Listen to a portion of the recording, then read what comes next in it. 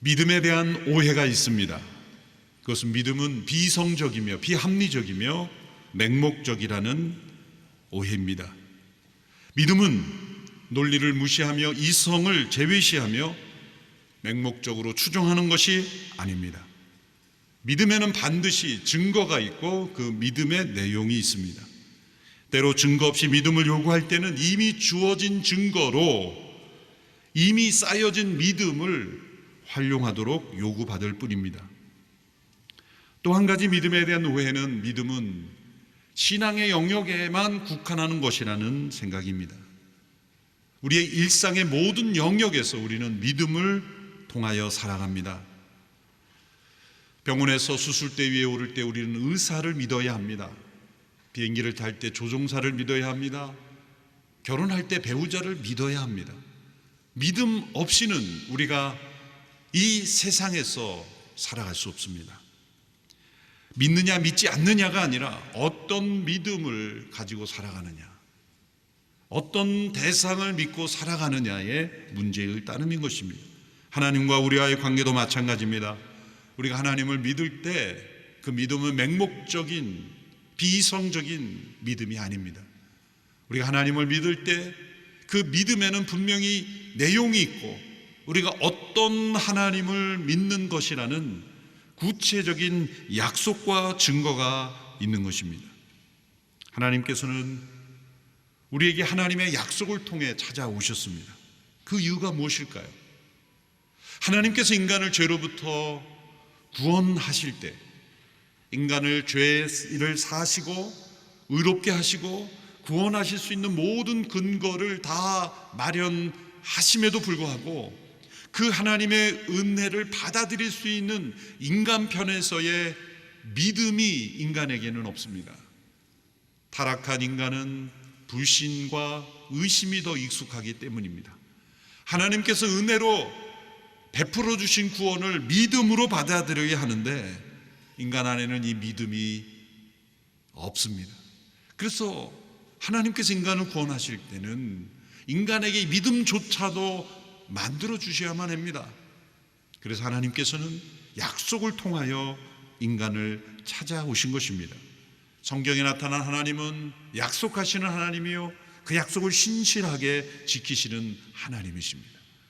성경에는 수많은 하나님의 약속이 나타나며 그 약속이 어떻게 이루어졌는가를 살펴보며 그 모든 약속이 예수 그리스도 안에서 어떻게 이루어졌는가를 우리에게 보여주십니다.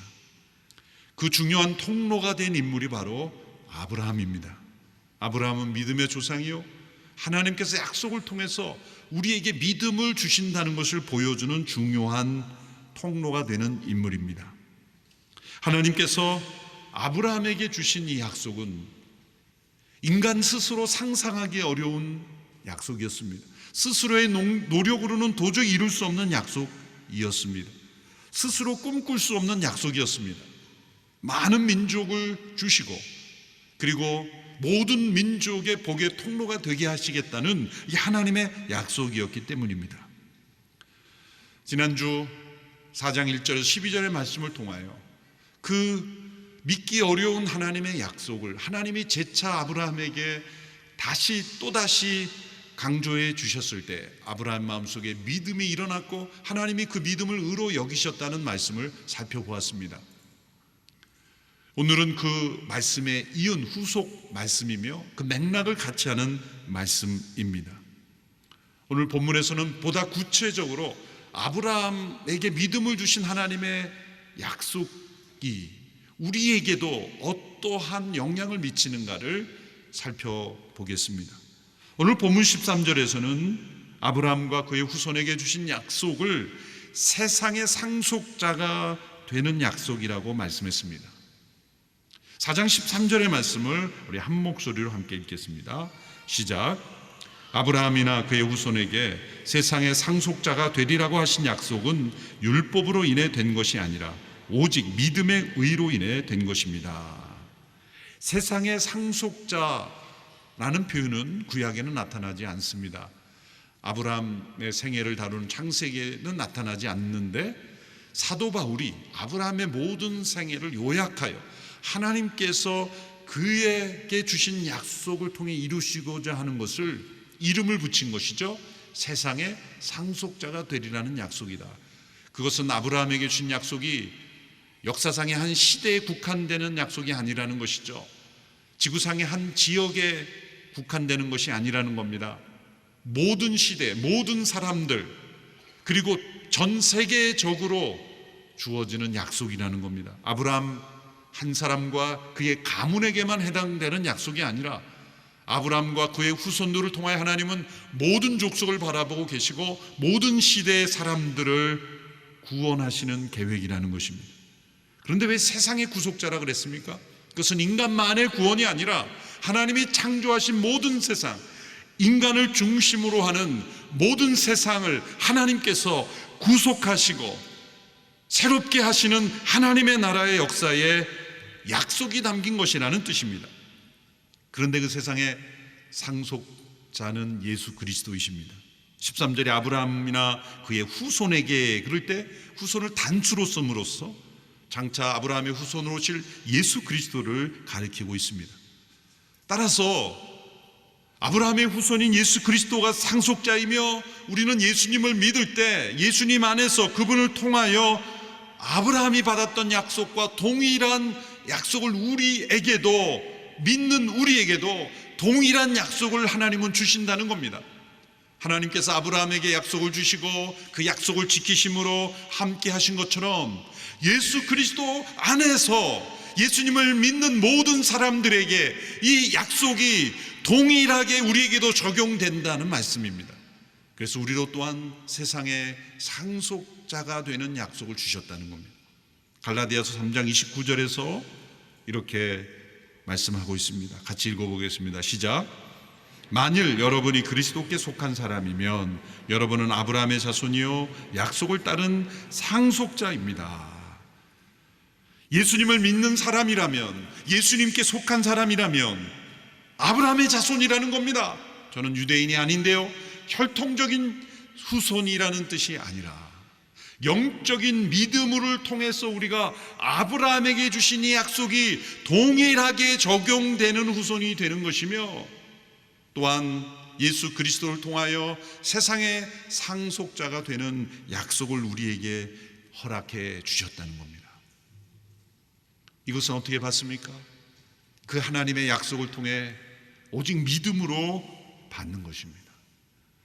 그러나 타락한 인간의 마음 속에서는 믿음으로 이 약속을 받는 것보다 자기 스스로의 노력으로 무엇인가를 이루고 그것을 자랑하는 것에 더 익숙한 것입니다.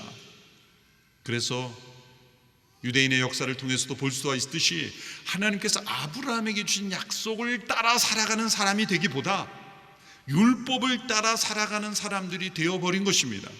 왜 그럴까요? 약속은 약속하신 분을 믿고 따라가야 하지만 율법은 스스로 내가 이것을 지켰다라고 자랑하기가 좋은 것입니다.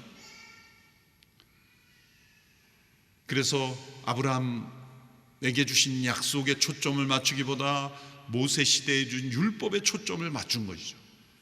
그런데 지난주 말씀을 통해서 살펴보았듯이 아브라함이 의롭게 된 것이 언제입니까? 할례를 받았을 때입니까? 아닙니까? 할례 받기 이전에 창세기 15장에서 이미 의롭게 되었지 않는가? 할례를 주신 시점은 창세기 17장이 아닌가? 그렇다면 할례와 상관없이 의롭게 된 것 아니냐? 율법도 마찬가지다. 율법은 아브라함이 약속을 받아 믿음으로 의롭게 된 으로부터 430년 후에나 모세시대 율법을 주셨는데 그 율법을 통해 자신을 의롭게 할 수가 있겠느냐? 하나님은 율법을 통해 우리를 의롭다 하시는 것이 아니라는 거죠. 이 율법은 하나님의 약속을 보완하고 이 약속을 드러나게 하고 약속을 빛나게 하고 약속의 목적을 이루는 데 쓰임받기 위해 주어진 것뿐입니다. 사람들은 하나님의 약속과 율법 중 율법을 더 선호한다는 거예요. 왜 그렇을까요? 앞서 말씀드린 대로 약속을 따르는 사람은 믿음으로 그 약속을 바라며 자기를 내려놓고 약속하신 분을 바라보지만 율법을 따르는 사람들은 내가 이것을 했다 안 했다 나는 이렇게 잘 지키는 사람이다라고 자신을 의롭게 여기는 이 타락한 본성을 만족시키기 때문입니다. 그러나 실상은 율법 그 자체를 지킨 것도 아니죠. 율법을 해석하는 탈무드 미드라시, 또 그것을 또 해석한 여러 규칙서를 지키기 쉽게 만들어 놓고 그것으로 자신을 의롭게 여기는 자기 자랑의 본성을 율법을 가지고 만족시키고 있었다는 것입니다. 오늘 본문을 통해서 사도 바울은 이렇게 분명히 말합니다. 약속을 통해 얻는 믿음에 결코 더해질 수 없는 것, 그것은 율법의 행위이다. 4장 14절 15절의 말씀을 우리 같이 읽겠습니다. 시작. 만일 율법을 따라 사는 사람들이 상속자가 된다면 믿음은 무효가 되고 약속은 파기됐을 것입니다. 왜냐하면 율법은 진노를 부리기 때문입니다. 율법이 없는 곳에는 범법함도 없습니다. 율법을 따라 사는 사람들은 그들에게는 믿음도 필요 없고 약속도 파기되는 것이다. 하나님께서 모세 율법을 주신 목적을 올바로 깨달아야 한다는 겁니다. 그것은 무엇입니까? 하나님께서 아브라함에게 주신 약속을 가리키고 보완하고 그것을 드러내는 것입니다. 어떻게 이 율법이 약속을 보완합니까? 자, 아브라함에게 주신 하나님의 약속에는 무엇이 강조되고 있습니까? 내가는 하나님이시죠. 하리라, 내가 이루리라, 내가 만들어 주리라. 하나님이 아브라함에게 주신 모든 약속의 주어는 하나님이십니다. 내가 너를 많은 민족의 조상으로 세우고 내가 너를 복주고 내가 너와 함께하고 내가 너를 복의 근원이 되게 하리라.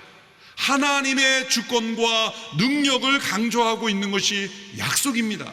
약속하신 분도 하나님이시요 그 약속을 이루겠다고 보증하신 분도 하나님이십니다. 그러나 율법은 모든 조항이 너는 이것을 해야 한다라고 강조하고 있습니다. 초점이 우리에게 있습니다.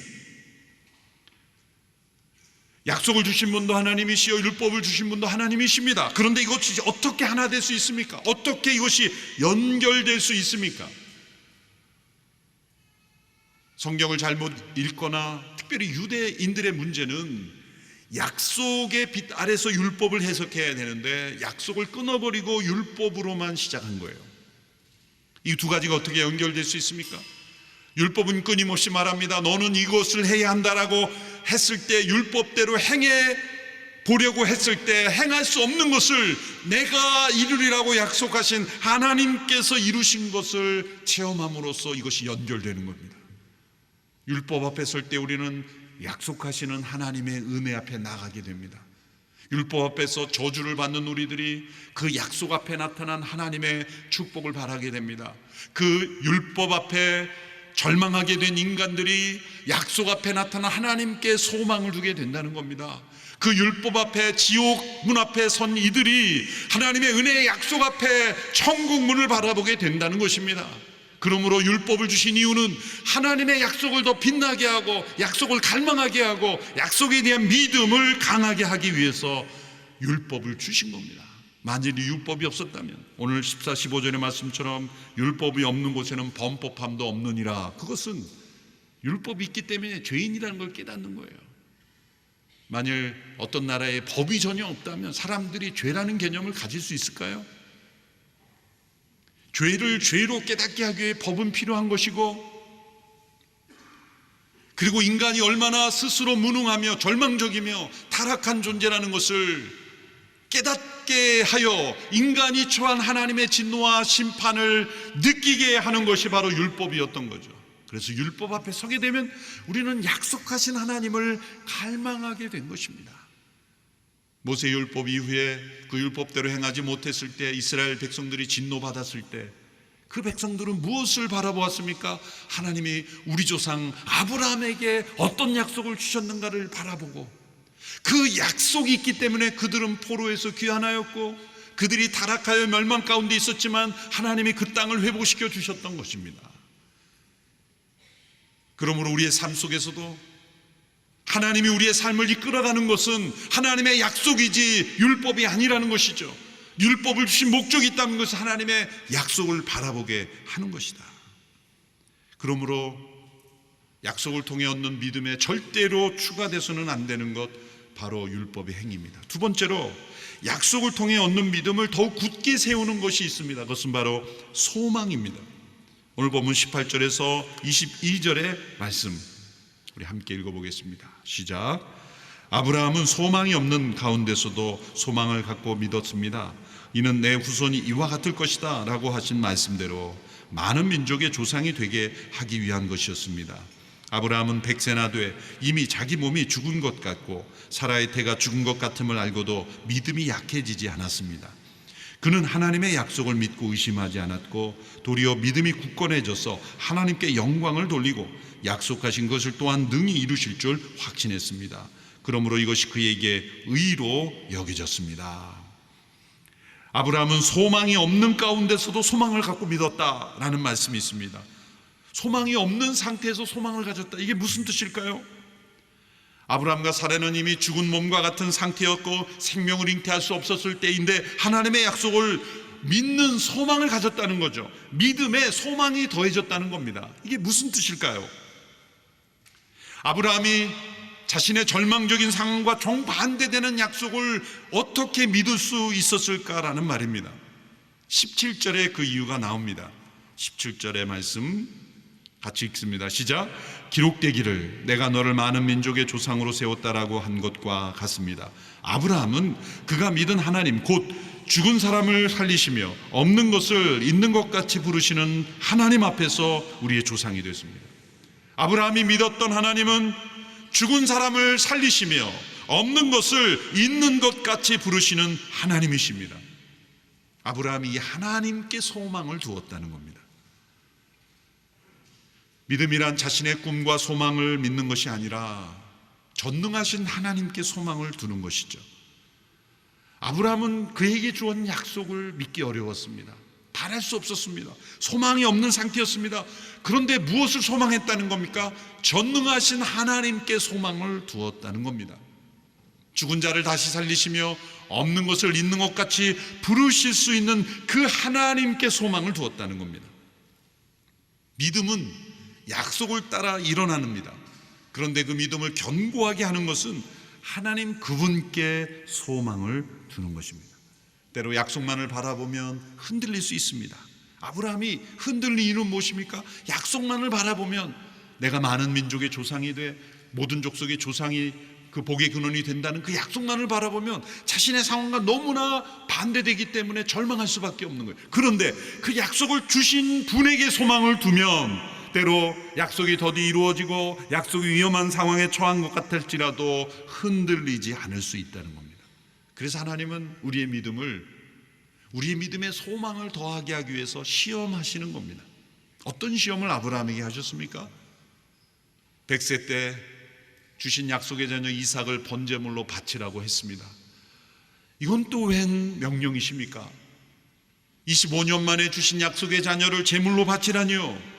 어떻게 사람의 생명을 제물로 바칩니까? 그런 사회 윤리적인 딜레마보다도 더 중요한 딜레마가 있습니다. 그것은 독자 이삭을 제물로 바치라는 이 하나님의 명령은 하나님의 약속을 무너뜨린다는 겁니다. 다메섹에서 엘리에셀을 양자로 드리라고 할 때도, 그리고 하갈을 통해서 이스마엘을 낳을 때도 다 아니다, 약속의 자녀가 아니다 라고 그렇게 말씀하신 하나님께서 약속의 자녀로 태어난 이 이삭을 바치라고 하니, 그러면 하나님의 약속은 어떻게 되는 겁니까? 중요한 문제가 생기는 겁니다. 아브라함은 이 문제를 어떻게 해결했을까요? 하나님이 주신 약속과 지금 나에게 주시는 명령이 서로 충돌할 때 이 문제를 어떻게 해결할 수 있느냐입니다. 아브라함은 이렇게 해결했습니다. 약속을 믿는 것과 약속하신 분을 믿는 것을 구별했습니다. 우리의 믿음이 흔들릴 때 때로 우리는 약속을 믿는 것을 뛰어넘어 약속하신 그분께 소망을 두는 믿음이 되어야 합니다. 약속보다 더 중요한 것은 약속하신 분이기 때문이죠. 약속이 더디 이루어지더라도 약속하신 그분께 소망을 둔다면, 그분이 전능하신 분이며 그분이 죽은 자를 다시 살리시며 없는 것을 있는 것 같이 부르시는 분이라는 것을 믿는다면 우리는 소망이 없는 상황 가운데서도 그분께 소망을 줄 수 있습니다. 아브라함이 이러한 딜레마 속에서 갈등했을 때 맹목적으로 그냥 뭐 하시라니까, 하라 그러시니까 해보자 그러고 던진 게 아닙니다. 이것은 깊은 신앙적 고민을 가져왔고 갈등을 가져왔고 생각을 가져온 것입니다. 아브라함이 어떻게 이렇게 순종했을까? 그것은 맹목적인 순종이 아닙니다. 이성적인 판단과 생각이 들어간 결정이었다는 거예요. 어떤 생각을 아브라함이 했길래 약속의 자녀 이삭을 바치라는 명령에 순종할 수 있었을까? 그 믿음의 본질은 무엇인가? 히브리서 11장 17절에 19절에 이렇게 말씀을 제가 읽어보겠습니다.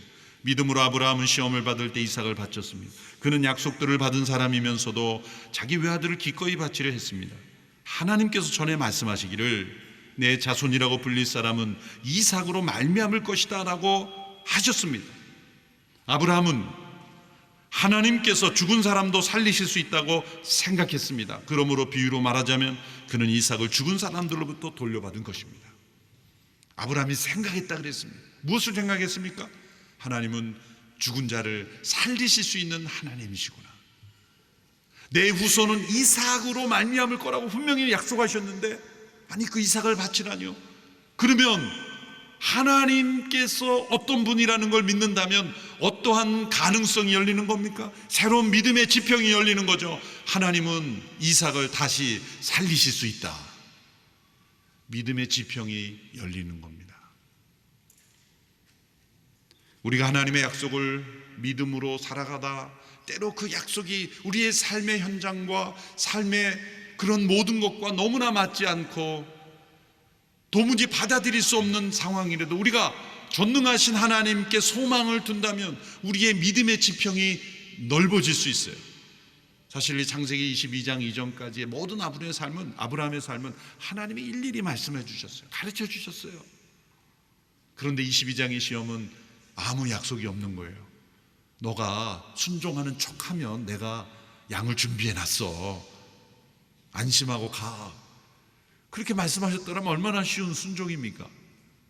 그런데 미리 말씀하신 게 없어요. 아브라함은 이제 이미 자기에게 주어진 믿음을 적용하여 하나님께 소망을 두는 믿음으로 나가야 했던 것이죠. 바로 그 믿음이 오늘 우리에게 적용되는 믿음이라는 것입니다. 4장 23절 24절의 말씀을 보십시오. 함께 읽겠습니다. 시작. 그에게 의로 여겨졌다라는 말은 아브라함만을 위해 기록된 것이 아니라 의롭다는 인정을 받을 우리, 곧 우리 주 예수를 죽은 사람 가운데 살리신 분을 믿는 우리도 위한 것입니다.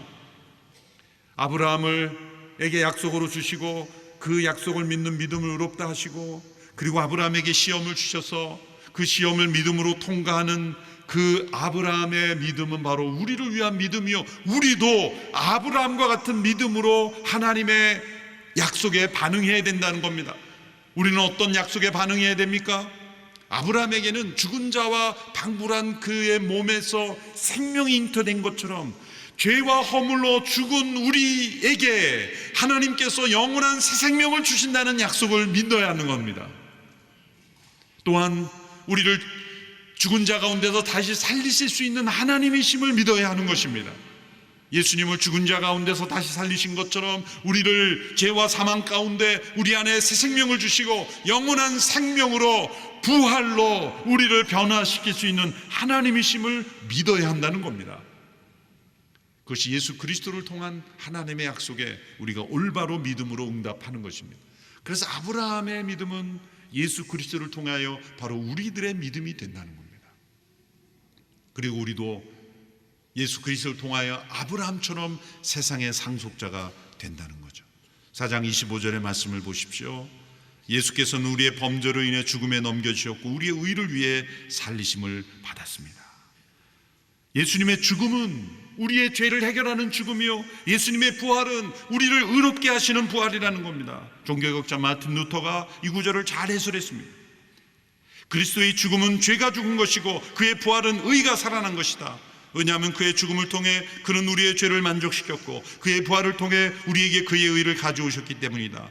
그의 부활은 우리가 그것을 믿을 때 우리 안에서 의를 일으킨다. 그래서 그것은 의의 원입니다. 여러분, 믿음으로 산다는 것은 허황된 추상적인 맹목적인 개념이 아닙니다. 아브라함과 사라의 몸에 새 생명이 태어난 것처럼 죄와 허물로 죽었던 우리 안에 새 생명이라는 실체가 일어나는 것이며, 또한 예수 그리스도를 죽음 가운데 다시 살리신 전능하신 하나님의 능력이 우리에게도 동일하게 역사하여 영원한 부활의 생명으로 우리를 변화시킨다는 믿음인 것입니다. 가장 현실적이고 가장 구체적이고 가장 소망의 믿음인 것입니다. 오늘 아브라함에게 약속을 주시고 그를 의롭다 하시고 또 그가 전능하신 하나님께 소망을 두므로 믿음의 삶을 살았던 것, 바로 우리에게도 동일한 믿음이 요구된다는 거죠. 오늘 우리에게 이러한 믿음이 있습니까? 하나님의 약속을 다시 살펴보십시오. 그 약속은 우리로 하여금 믿음으로 이끌 겁니다. 예수 그리스도를 통해 주신 하나님의 약속은 우리를 믿음으로 온전히 이끌어 주실 줄로 믿습니다. 기도하겠습니다. 살아계신 하나님 아버지, 약속을 통해 우리에게 찾아오심을 감사합니다. 아브라함에게 주신 약속, 이제 우리 안에 예수 그리스도를 통해 약속을 주시니 감사합니다. 구원의 약속, 영원한 생명의 약속, 새하늘과 새 땅의 약속을 허락하시니 감사합니다. 그 약속을 믿음으로 응답하며 믿음으로 살아가는 우리 모두가 되게 하여 주시옵소서. 예수님의 이름으로 기도합나이다.